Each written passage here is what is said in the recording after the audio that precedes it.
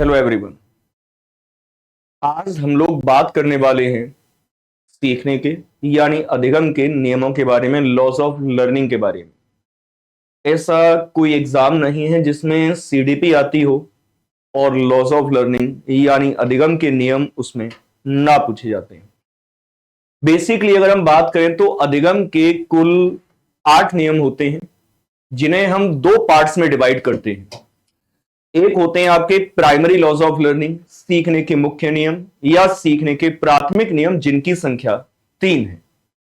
दूसरे होते हैं सीखने के द्वितीयक नियम, सेकेंडरी लॉज ऑफ लर्निंग, उनकी संख्या 5 होती है। इस तरह से टोटल 8 होते हैं। हालांकि आज की क्लास में हम लोग सेकेंडरी लॉज ऑफ लर्निंग की बात नहीं करेंगे। आज की क्लास में हमारी जो बात होगी वो होगी सीखने के मुख्य नियमों के बारे में, प्राइमरी लॉज ऑफ लर्निंग के बारे में। ओके जी, तो सबसे पहले मैं आपको बता दूं कि लॉज ऑफ लर्निंग दिए किसके द्वारा गए हैं।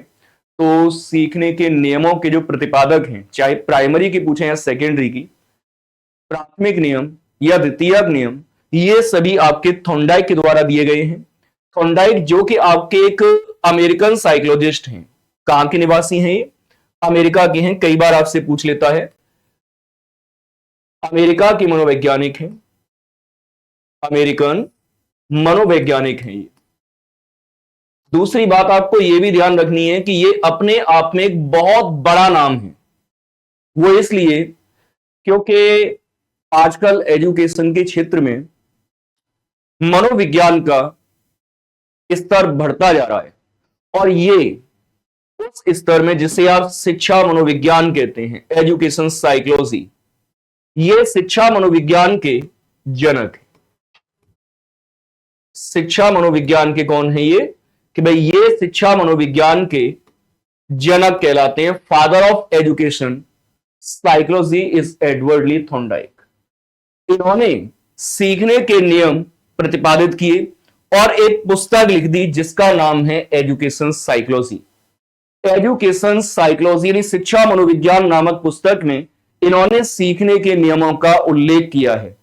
हालांकि इनका जो आधार आपको मिलता है वो इनकी एक और बुक है जिसका नाम है एनिमल इंटेलिजेंस।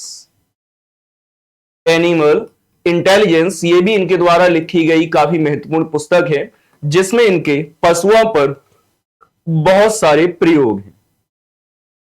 उसी में जो प्रयोगों से निष्कर्ष निकला है उसके आधार पर इन्होंने सीखने के नियम स्थापित किए, और वो सीखने के नियम शिक्षा मनोविज्ञान नामक पुस्तक में दिए गए। यानी एजुकेशन साइकोलॉजी में, इस पुस्तक में वो सारे नियम आपके दिए गए। अब सीखने के उन नियमों को आप बड़ी आसानी से याद रख सकते हैं। सबसे पहली बात, सीखने के मुख्य नियम हैं कितने? तो भाई 3 हैं, जैसा कि मैंने आपको बताया। अगर आपसे पूछा जाए कि सीखने के कुल नियम कितने हैं, आपसे केवल इतना पूछा जाए कि सीखने के नियम कितने हैं, तो आप क्या कहेंगे कि भाई सीखने के नियम तो आपके 8 हैं। इनमें मुख्य नियम आपके 3 हैं, और इसी में जो द्वितीयक नियम है, द्वितीयक यानी सेकेंडरी लॉज ऑफ लर्निंग है, उनकी संख्या 5 है। तो 5 और 3 इस तरह से सीखने के कुल 8 नियम होते हैं। जैसा कि मैंने कहा, आज हम सीखने के केवल और केवल मुख्य नियमों पर ही चर्चा करेंगे, प्राइमरी लॉज ऑफ लर्निंग की बात करेंगे। अब ये सीखने के 3 मुख्य नियम हैं कौन कौन से, इसके बारे में बात करते हैं और उन नियमों को एक एक करके समझने का प्रयास करते हैं। ओके जी, तो यहां पर अगर मैं बात करता हूं तो सीखने के इन 3 नियमों को आप इन 3 शब्दों से याद रख सकते हैं। TAP, तब से आप इजीली सीखने के तीनों नियमों के नाम याद रख सकते हैं। जहां T का मतलब है तत्परता का नियम, तत्परता का नियम। वहीं A का मतलब है अभ्यास का नियम, और इसमें तीसरा नियम है जो पी को डिनोट करता है, दैट इज प्रभाव का नियम। तो ये आपके तीन नियम हैं, तत्परता का नियम, अभ्यास का नियम और प्रभाव का नियम। अगर इंग्लिश में मैं कहूं तो लॉ ऑफ एक्सरसाइज, सॉरी ये तत्परता है, law of readiness, law of readiness, law of exercise and law of effect इनको बोला जाता है। अब ये तीनों नियम कहते क्या हैं वो समझने का प्रयास करते हैं। ओके जी, ये जो नियम है ये क्या दर्शाते हैं उनकी बात कर लेते हैं। तो इसमें सबसे पहला नियम है तत्परता का नियम, जो बहुत सिंपल सी बात कहता है, जब तक सीखने वाला सीखने को तैयार न हो तब तक दुनिया की कोई भी ताकत उसको सिखा नहीं सकती। You can learn only when you are ready to learn. आप केवल तब सीख सकते हैं जब आप सीखने को तैयार हों, आप सीखने को तत्पर हों। इसके लिए उन्होंने एक बहुत ही सुंदर दृष्टांत भी प्रस्तुत किया है, जिसमें कहते हैं कि एक घोड़े को बलपूर्वक जोर जबरदस्ती से आप एक तालाब के किनारे खींचकर ले जा सकते हैं, लेकिन उस घोड़े को पानी पीने के लिए बाध्य नहीं कर सकते। सेम उसी तरह से आप सोचे कि हम क्लास में बिठा लेंगे तो सीखेगा क्यों नहीं। आप जोर जबरदस्ती से बलपूर्वक डांट करके फटकार करके किसी बच्चे को अपनी क्लास में तो बिठा सकते हैं, आपने क्लास में बिठा लिया, लेकिन आप उसे सीखने को बाध्य नहीं कर सकते। आप भले ही क्लास में बिठाए हो, उसका दिमाग कहीं और ही चल रहा है, आप जो कह रहे हैं आपके शब्द हैं उस पर उसका बिल्कुल ध्यान ही नहीं है, तो वो नहीं सीखेगा, है ना। सबसे पहली जरूरत क्या है कि आप यहां पर एक ऐसा वातावरण बनाओ जहां पर सीखने वाला सीखने को तैयार हो। क्लियर।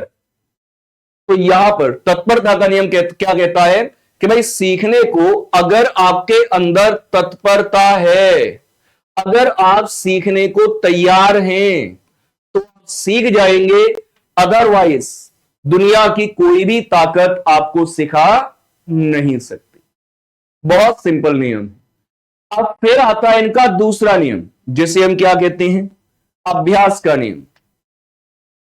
देखो सीखने को हम तैयार हो गए, तैयार होने के बाद में आप सोचे हम सीख जाए, नहीं सीखोगे, अभ्यास करना पड़ेगा, आपको एक्सरसाइज करनी पड़ेगी। आपने सुना भी होगा, करत करत अभ्यास ते जड़मत हो सुजान, रसरी आवत जापते सिल पर पड़त निशान। ये आपने ये भी सुना होगा, practice makes a man perfect. ये सूक्तियां इसी पर बेस्ड हैं, क्योंकि आप जितना अधिक अभ्यास करोगे किसी कार्य को सीखने का, आप उतना ही ज्यादा सीखोगे।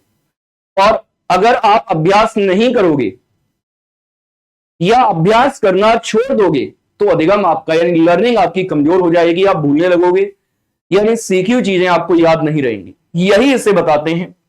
तो इसमें इन्होंने क्या कहा कि the more you try the more you learn. आप जितना एफर्ट लगाओगे, जितनी कोशिश करोगे, जितना अभ्यास करोगे, उतना सीखोगे, उतना बेहतर आपकी लर्निंग होगी, आपका अधिगम होगा। क्लियर। तो यहां पर इस नियम का एक और नाम है, इसे आप प्रयोग व अनुप्रयोग का नियम कह देते हैं। प्रयोग व अनुप्रयोग का नियम क्यों कह देते हैं कि अगर आप किसी भी चीज को यूज में रखते हैं, किसी भी चीज को यूज में रखते हैं, यूज में रखने का मतलब आप उसे यूज कर रहे हैं, आपके रन में है, आपकी एक्सरसाइज रेगुलर चल रही है, आपका अभ्यास रेगुलर चल रहा है, तो वो चीज आप सीखे हुए रहोगे। लेकिन जिस समय आप प्रयोग नहीं करोगे, अपने यूज में उस चीज को नहीं लाओगे, एक्सरसाइज नहीं करोगे, अभ्यास नहीं करोगे, उस समय आपकी लर्निंग नहीं होगी। इनफैक्ट जो आपने सीखा है धीमे धीमे वो भी विस्मृत होने लगेगा, उसे भी आप भूलने लगोगे। तो यहां पर इसे हम लोग प्रयोग व अनुप्रयोग का नियम इसीलिए कहते हैं, यानी law of use and disuse. Law of use and disuse, ये नाम हमने इसको क्यों दिया, क्योंकि भैया अगर प्रयास करोगे तो सीख जाओगे, और प्रयास नहीं करोगे तो नहीं सीख पाओगे। क्लियर। अब बढ़ते हैं इनके द्वारा प्रतिपादित सीखने के तीसरे और अंतिम नियम की ओर, जो आपका काफी ज्यादा महत्वपूर्ण है। देखिए मैं सीखने को तैयार हुआ, आपने देखा होगा अक्सर कि मैं सीखने को तैयार हुआ, मैंने अभ्यास भी किया, लेकिन क्या जितने भी लोग मेहनत करते हैं, एक्सरसाइज करते हैं, अभ्यास करते हैं, सभी सफल होते हैं? सभी को सफलता मिलती है कि रिजल्ट के रूप में? अगर हम यहां पर बात करें रिजल्ट की, क्या सबको सफलता मिलेगी? नहीं मिलेगी। क्या यहां पर सबको असफलता मिलेगी? ऐसा भी नहीं है। लेकिन यह तय है कि या तो आपको सफलता मिलेगी और सफलता आपको संतोष प्रदान करेगी। अगर आपको सक्सेस मिलती है तो आप संतुष्ट हो जाते हैं, संतोष की प्राप्ति होती है। वहीं अगर मान लीजिए कि बार बार अभ्यास करने के बावजूद आपको असफलता मिल रही हो, आप फेल हो रहे हो, तो उस कंडीशन में आपके अंदर वो असफलता कहीं ना कहीं असंतोष व्याप्त कर देगी। असफलता क्या लाएगी? आपके अंदर असंतोष ले आएगी और आपको लगने लगेगा कि मेरे अंदर कुछ कमी है, मैं ही सीखने के लायक नहीं हूं, मैं बेकार हूं, मुझसे ये काम हो ही नहीं सकता।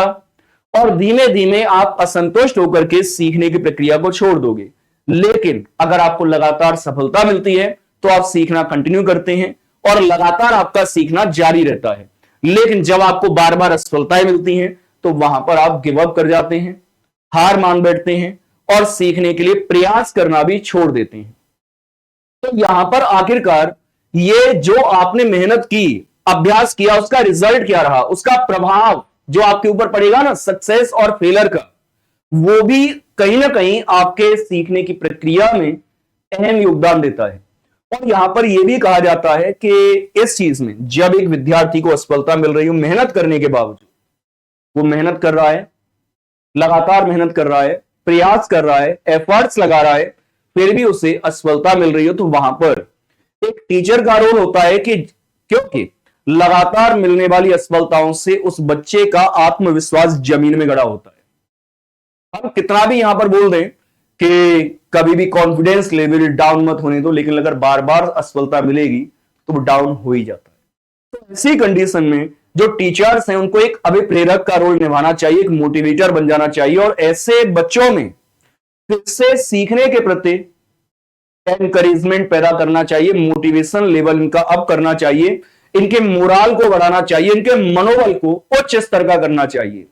उसके लिए कुछ भी कर सकते हैं, कोई इंस्पायरिंग स्टोरी सुनाएं या टीचिंग लर्निंग मटेरियल का प्रयोग करें या फिर कोई इंटरेस्टिंग एक्टिविटीज करवाएं, है ना।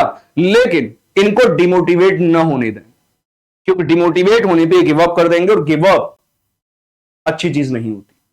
अच्छा, कई बार आपसे ये, अच्छा इसमें एक चीज क्या आई कि भाई इससे हमें दो चीज मिल रही है, संतोष एवं असंतोष। तो ध्यान रखिए, प्रभाव के नियम का एक और नाम इसी आधार पर संतोष व असंतोष का नियम भी है।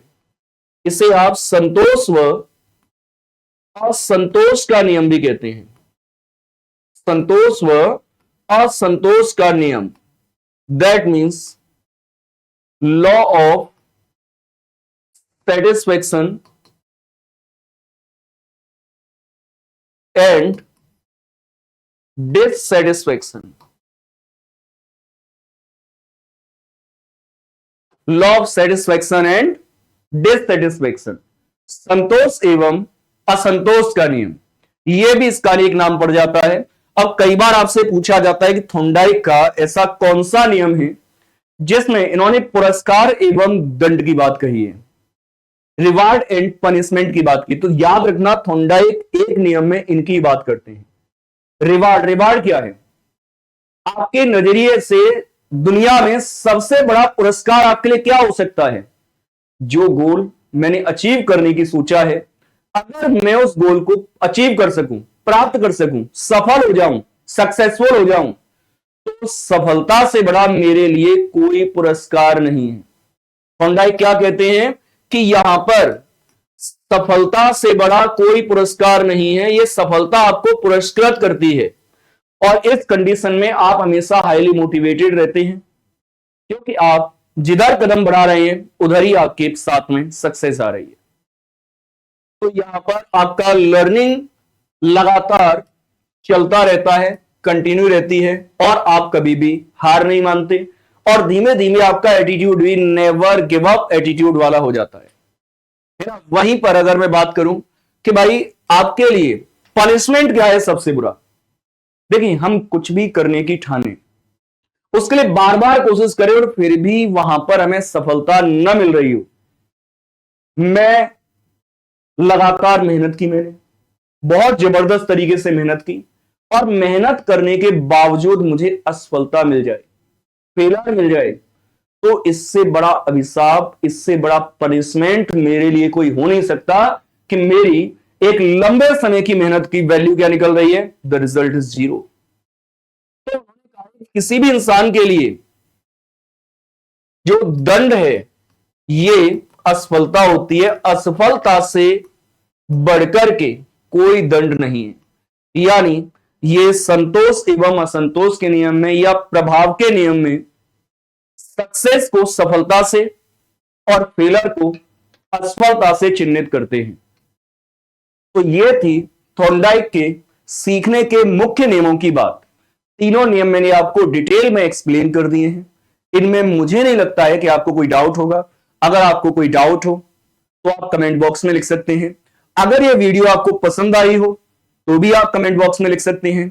और अगर ये क्लास आपको अच्छी लगे तो उस कंडीशन में इसे आप लोग लाइक कीजिएगा और अपने फ्रेंड्स के साथ में शेयर कीजिएगा। और अगर आपको लगता है कोई और टॉपिक ऐसा है छोटा सा जिसमें इस तरह की वीडियो बना करके आपको इन्फॉर्मेशन पहुंचाई जा सकती है, तो वो टॉपिक भी आप वहां मेंशन कर सकते हैं।